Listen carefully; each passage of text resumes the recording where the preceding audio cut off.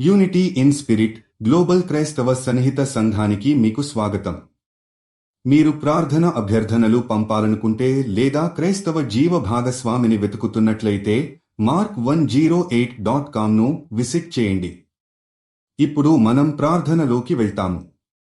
పరలోక తండ్రి, భయానక పరిస్థితుల మధ్య మేము నీ శరణు వెతుకుతున్నాము. మాకు ఎదురయ్యే విపత్తులు, అనిశ్చితతలు మరియు మనసులో కలిగే భయాలు అన్నీ నీ ముందు ఉంచుతున్నాము. ప్రభూ, నీ వాగ్దానాన్ని గుర్తు చేసుకుంటున్నాము. భయపడకు, నేను నీతో ఉన్నాను అనే నీ మాట మాకు ధైర్యాన్ని ఇస్తుంది.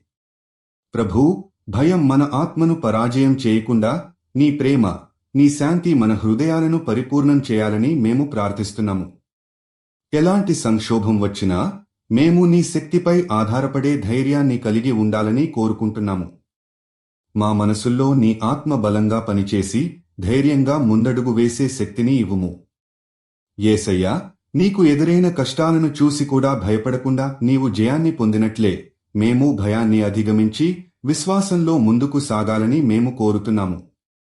మేము చీకటి క్షణాల్లోనూ, ఒంటరితనంలోనూ, అసమర్థతలోనూ నీ కరుణను అనుభవించగలుగుతామా అని ప్రార్థిస్తున్నాము. నీ చిత్తాన్ని నమ్మే గుండెను మాకు దయచేయుము. ప్రభూ, ప్రతి బలహీనతను నీ బలంతో మార్చుము.